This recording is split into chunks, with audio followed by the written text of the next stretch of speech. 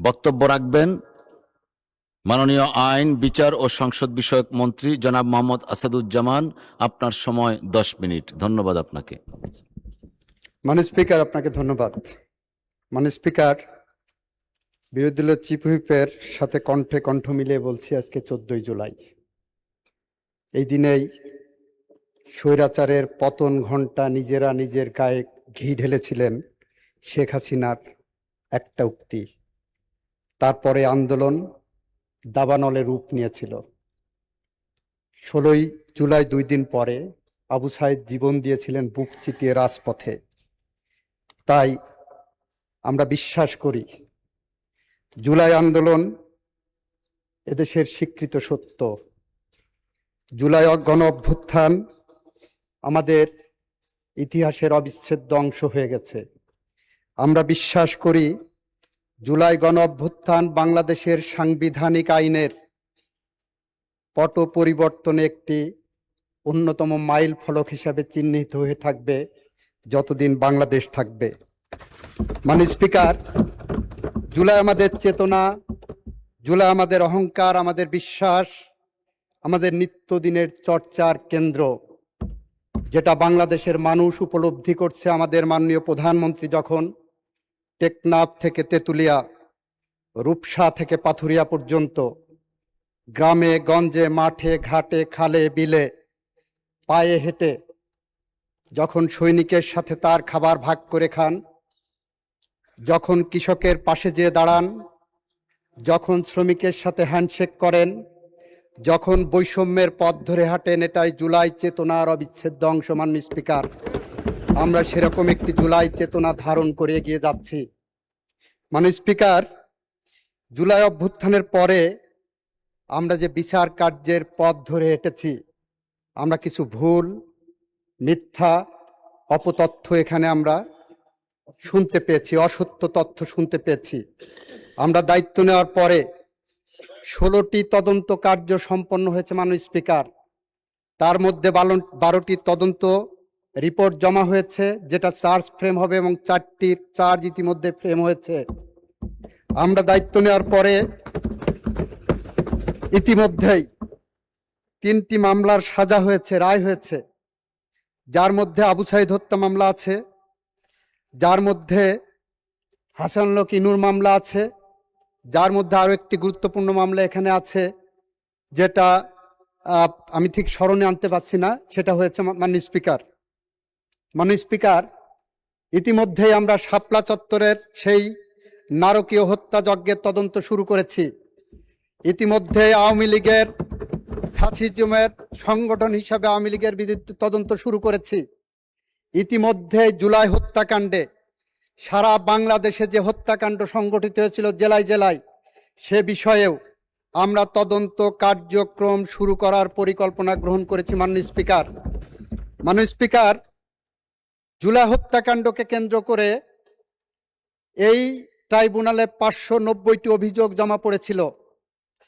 590টি অভিযোগের মধ্যে অন্তর্বর্তীকালীন সরকারের প্রসিকিউশন টিম যাচাই বাছাই করে 109টি মামলা সিলেক্ট করেছিলেন।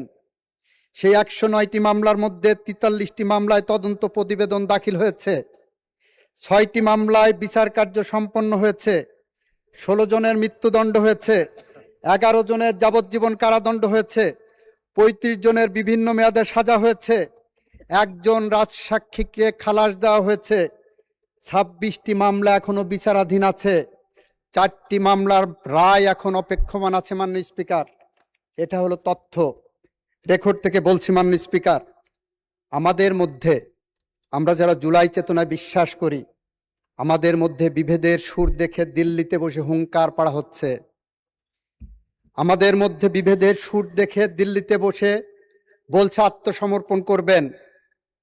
আমি আপনার মাধ্যমে গোটা জাতিকে জানাতে চাই, যারা আত্মসমর্পণ করার হুঙ্কার দিচ্ছেন, বাংলাদেশের প্রচলিত আইনে তাদের আত্মসমর্পণের কোনো সুযোগ থাকবে না। মাননীয় স্পিকার, কারণ আইনের কাছে তারা দণ্ডপ্রাপ্ত আসামি, বাংলাদেশের সীমানায় ঢোকার সাথে সাথে তারা গ্রেপ্তার হবেন। এটা আমাদের সরকারের অঙ্গীকার, জুলাই চেতনার আমাদের অঙ্গীকার। মাননীয় স্পিকার, মাননীয় স্পিকার, যারা হুঙ্কার দিচ্ছেন তাদের উদ্দেশ্যে বলছি, প্রতিটি হুঙ্কারে আমরা সংঘবদ্ধ হব, প্রতিটি বক্তব্যে আমরা দেশের জন্য এক কাতারে দাঁড়াবো। প্রতিটি বিপ্লবী মানুষ যারা জুলাই চেতনায় বিশ্বাস করে তারা কখনো এই দেশে ফ্যাসিস্ট আওয়ামী লীগের পুনর্বাসন হতে দেবে না, এটা আমাদের বিশ্বাস। তাই যারা জুলাই চেতনাকে নিয়ে বিভক্তির চেষ্টা করছেন তাদের উদ্দেশ্যে বলছি, আসেন আমরা এক কাতারে দাঁড়াই, আসেন দেশ গঠন করি। জুলাই যোদ্ধাদের আত্মত্যাগ, তাই 1400 যোদ্ধার আত্মত্যাগ আমরা ধারণ করি। আসেন আমরা ধারণ করি। মুগ্ধ আমার ভাই ছিল, আবু সাঈদ আমার সন্তান ছিল, আনাস আমার সন্তান ছিল, ওয়াসিম আমার সন্তান ছিল। যে জুলাই যোদ্ধাটা গুলিবিদ্ধ হয়ে আজকে হাসপাতালের বিছানায় এখনো কাতরাচ্ছে, যে এখনো অন্ধ হয়ে আছে, যার হাত উড়ে গেছে, যার মাথার মগজ খুলে উড়ে গেছে, আসেন তাদের সাথে পাশে ঐক্যবদ্ধভাবে দাঁড়াই। জুলাইকে নিয়ে আমরা নেগেটিভ রাজনীতি না করি, সেই পথ ধরে হাঁটি। মাননীয় স্পিকার, আমাদের এলাকায় একটা প্রবাদ আছে, চুন খেয়ে গাল পুড়লে দই দেখে ভয় লাগে। জুলাইকে নিয়ে যখন আপনারা কথা বলেন তখন কেমন যেন একটা সন্দেহ ভাব তৈরি হচ্ছে। এটা কি জুলাই চেতনাকে ধারণ করে নাকি এটা নিয়ে পলিটিক্স করার জন্য? ঠিক একই রকম একটা প্রবাদ ছিল, ফোক কবিতা, তুর্কিতে একটা ফোক কবিতা ছিল। একজন সন্দেহপ্রবণ প্রেমিক তার প্রেমিকাকে বলছে, তুমি বলো তুমি বৃষ্টি ভালোবাসো, কিন্তু তার তলে তুমি ছাতা নিয়ে হাঁটো। তুমি বলো তুমি সূর্য ভালোবাসো, কিন্তু রোদের দিন ছায়া খোঁজো। তুমি বলো তুমি বাতাস ভালোবাসো, কিন্তু যখন সে আসে তুমি জানালা বন্ধ করো। তাই আমি ভয় পাই যখন তুমি বলো তুমি আমাকে ভালোবাসো। মানে স্পিকার, যখন ওনারা বলেন জুলাইকে ভালোবাসেন এবং গণভোটের মধ্যে প্রতারণামূলক প্রশ্ন অন্তর্ভুক্ত করা হয় এবং সেইটা নিয়ে রাজনীতি করা হয়, তখন আমাদের ভয় লাগে এটা কি জুলাই চেতনা বাস্তবায়ন নাকি অন্য কোনো পথে হাঁটার সুর? মাননীয় স্পিকার, সেই কারণে আমি আহ্বান জানাবো, আসেন না জুলাই চেতনাকে ধারণ করে ফ্যামিলি কার্ড কর্মসূচিকে কিভাবে দুয়ারে দুয়ারে পৌঁছানো যায় সেই পথ ধরে হাঁটি।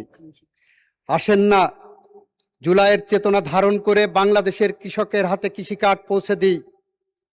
আসেন না জুলাইয়ের চেতনা ধারণ করে বাংলাদেশের যে ইমামটা প্রতি সপ্তাহে কারো না কারো বাড়ি তাকে আশ্রয় নিতে হয় খাওয়ার জন্য, তার পাশে দাঁড়াই।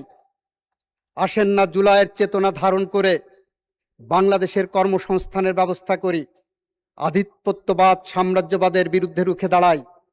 আসেন নৈরাজ্যবাদের বিরুদ্ধে যেভাবে সংগ্রাম করেছি সেই সংগ্রামের পথ ধরে হাঁটি। ইতিহাস থেকে শিক্ষা নেন, বিএনপির বাইরে যে আওয়ামী লীগের সাথে জোট করেছিলেন তার পরিণাম কি হয়েছিল? বিএনপি তার প্রতিদান দিয়েছিল, আপনাদের ফ্ল্যাগ দিয়েছিল। আওয়ামী লীগ প্রতিদান দিয়েছে, আপনার নেতাদেরকে ফাঁসির কাস্টে ঝুলিয়েছে। আমরা পরীক্ষিত রাজনৈতিক সহযোদ্ধা এবং জোট হিসাবে সামনের দিকে এগোতে চাই। জুলাইকে ধারণ করে আসেন বলে আবু সাঈদ মুগ্ধ, আমাদের যে শেষ হয়নি এখনো যুদ্ধ। আমরা একসাথে লড়ি, একসাথে হাঁটি, একসাথে চলি, একসাথে এই বাংলাদেশ গড়ি। বাংলাদেশের টেকনাফ থেকে তেঁতুলিয়া পর্যন্ত বাংলাদেশের স্বাধীনতা সার্বভৌমত্বের স্বপ্ন, 52-এর স্বপ্ন, 69-এর স্বপ্ন, 90-এর স্বপ্ন এবং জুলাই স্বপ্ন এক কাতারে গেথে, এক সুতোয় গেথে আমরা এই বাংলাদেশকে সামনে নিয়ে গিয়ে যাই। তাহলেই কেবল জুলাই চেতনা বাস্তবায়িত হবে, আদারওয়াইজ আমরা পথ হারাবো। আর সেই পথ যদি হারাই, কবি হেলাল হাফিজের ভাষায়, আমরা উত্তর পুরুষের ভীরুকা পুরুষের উপমা হয়ে থাকব। আমরা সেরকম উত্তর পুরুষের ভীরুকা পুরুষের উপমা হতে চাই না। মাননীয় স্পিকার, চাই না বলেই জুলাইকে সামনে রেখে, জুলাইয়ের সনদকে সামনে রেখে আমাদের মাননীয় প্রধানমন্ত্রীর সেই ঐতিহাসিক বক্তব্য যে জুলাইয়ের সনদের প্রতিটি অক্ষরে অক্ষরে আমরা পালন করব, সেই পথ ধরে হেঁটে যাই। এই কথা বলে আমি আমার কথা শেষ করছি। আপনাকে ধন্যবাদ মাননীয় স্পিকার। আসসালামু আলাইকুম।